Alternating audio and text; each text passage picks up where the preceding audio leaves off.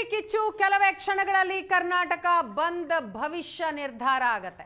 ವಾಟಾಳ್ ನಾಗರಾಜ್ ನೇತೃತ್ವದಲ್ಲಿ ಸಭೆ, ಆ ಸಭೆಯಲ್ಲಿ ಬಂದ್ನ ಕುರಿತಾಗಿ ಅಂತಿಮ ನಿರ್ಧಾರ ಹೊರಬೀಳಲಿದೆ. ಕಾವೇರಿ ನೀರಿಗಾಗಿ ಸ್ತಬ್ಧವಾಗುತ್ತಾ ಕರ್ನಾಟಕ. ಇನ್ನೇನು ಕೆಲವೇ ಕ್ಷಣಗಳಲ್ಲಿ ವಾಟಾಳ್ ನಾಗರಾಜ್ ನೇತೃತ್ವದ ಮಹತ್ವದ ಸಭೆ ನಡೆಯಲಿದೆ. ಆ ಸಭೆಯಲ್ಲಿ ಕರ್ನಾಟಕ ಬಂದ್ನ ದಿನಾಂಕ ಹಾಗೂ ಹೋರಾಟದ ರೂಪುರೇಷೆಯ ಕುರಿತಾಗಿ ನಿರ್ಧಾರವನ್ನ ಮಾಡಲಿದ್ದಾರೆ. ರಾಜ್ಯದ ಎಲ್ಲ ಕನ್ನಡಪರ ಸಂಘಟನೆಗಳಿಗೆ ಇವತ್ತಿನ ಸಭೆಗೆ ಆಹ್ವಾನವನ್ನ ಕೂಡ ಕೊಡಲಾಗಿದೆ. ವಿವಿಧ ಕನ್ನಡಪರ ಸಂಘಟನೆಗಳ ಮುಖಂಡರು ಇವತ್ತಿನ ಸಭೆಯಲ್ಲಿ ಭಾಗಿಯಾಗ್ತಾರೆ. ಆಟೋ, ಟ್ಯಾಕ್ಸಿ, ಬಸ್, ಆಟೋ ಸಂಘಟನೆಗಳಿಗೆ ಆಹ್ವಾನವನ್ನ ಕೊಡಲಾಗಿದೆ. ಇಂದಿನ ಸಭೆಯಲ್ಲಿ ಬಂದ್ ದಿನಾಂಕ ಅಧಿಕೃತವಾಗಿ ಘೋಷಣೆ ಆಗತ್ತೆ. ಬಂದ್ಗೆ ಸಂಘಟನೆಗಳ ಬೆಂಬಲವನ್ನ ಕೋರಲಿದ್ದಾರೆ ವಾಟಾಳ್ ನಾಗರಾಜ್ ಮತ್ತು ತಂಡದ ಸದಸ್ಯರು. ಬಂದ್ಗೆ ಬೆಂಬಲ ಸಿಕ್ಕಿದ್ರೆ ಇಡೀ ಕರ್ನಾಟಕವೇ ಸ್ತಬ್ಧ ಆಗಲಿದೆ.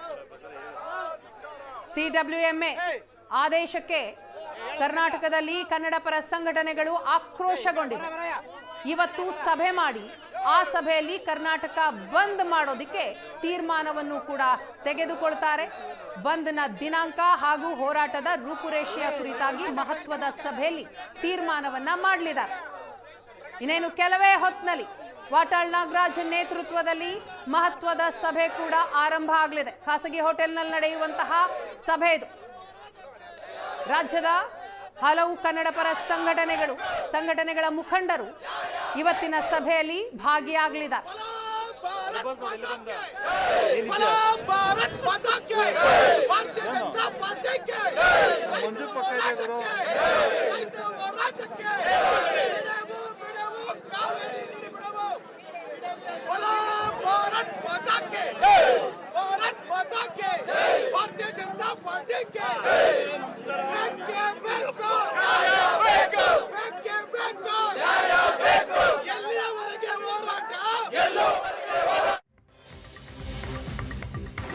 ತಮಿಳುನಾಡಿಗೆ ಕಾವೇರಿ ನೀರು, ಮಂಡ್ಯದಲ್ಲಿ ಪ್ರತಿಭಟನೆಯ ಕಿಚ್ಚು.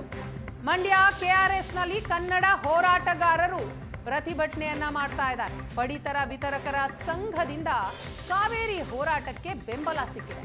ಮಂಡ್ಯದ ಸಂಜಯ್ ಸರ್ಕಲ್ನಲ್ಲಿ ಪ್ರತಿಭಟನೆಯನ್ನ ನಡೆಸಿ ತಮ್ಮ ಆಕ್ರೋಶವನ್ನ ವ್ಯಕ್ತಪಡಿಸಿದ್ದಾರೆ.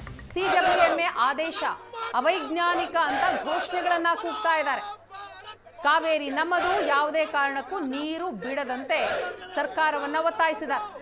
ಕೆಆರ್ಎಸ್ ಸೇರಿದ ಹಾಗೆ ಸೂಕ್ಷ್ಮ ಪ್ರದೇಶದಲ್ಲಿ ಪೊಲೀಸರು ಕೂಡ ಬಿಗಿ ಬಂದೋಬಸ್ತನ್ನ ಮಾಡಿಕೊಂಡಿದ್ದಾರೆ.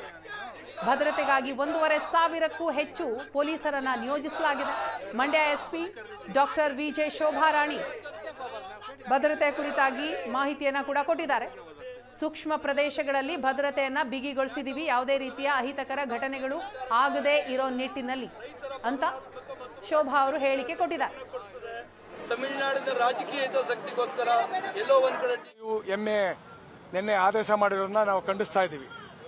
ಏನು 350 ಕ್ಯೂಸೆಸ್ ನೀರನ್ನ ಪ್ರತಿ ದಿವಸ ಬಿಡಬೇಕು ಅಂತ ಆದೇಶ ಆಗಿದೆ. 3,500 ಆದೇಶ ಆಗಿದೆ. ಅದು ವಿರುದ್ಧ ನಾವು ಖಂಡಿಸಿ ನಾವು ಆ ಕಾವೇರಿ ಇದು ಪರವಾಗಿ ನಾವು ಹೋರಾಟ ಮಾಡ್ತಾ ಇದೀವಿ. ಯಾವುದೇ ಕಾರಣಕ್ಕೂ ಅವ್ರು ಏನಾರ ವಾಪಸ್ ನಾಳೆನೋ ನಾಡಿದ್ದೇನೋ ಇದನ್ನು ಕರೆದಿದ್ದಾರೆ, ಮೀಟಿಂಗ್ ಸರ್ವಪಕ್ಷದ ಸಭೆ ಕರೆದಿದ್ದಾರೆ. ಅಲ್ಲಿ ಏನ್ ತೀರ್ಮಾನ ಆಗ್ತದೆ ನೋಡಿ. ಅದೇನಾದ್ರು ಸರಿ ಹೋಗ್ಲಿಲ್ಲ ಅಂದ್ರೆ ನಮ್ಮ ಕಟ್ಟೆಲೆ ನೀರಿಲ್ಲ, ಕೆಆರ್ಎಸ್ ನಲ್ಲೇ ಕುಡಿಯೋಕೆ ನೀರಿಲ್ಲ, ಅಂತದನ್ನ ಇವರು ತಮಿಳುನಾಡಿಗೆ ಬಿಡಲಿಕ್ಕೆ ಆದೇಶ ಮಾಡಿದ್ದಾರೆ. ಅದರಿಂದ 2ನೇ ತಾರೀಕು ಏನಾಗ್ತದೆ ನೋಡಿ.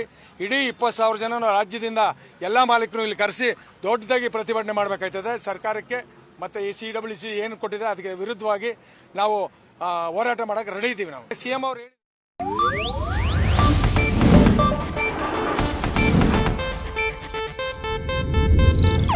ಇದು ಏಷ್ಯಾನೆಟ್ ನ್ಯೂಸ್ ನೆಟ್ವರ್ಕ್ ಪ್ರಸ್ತುತಿ.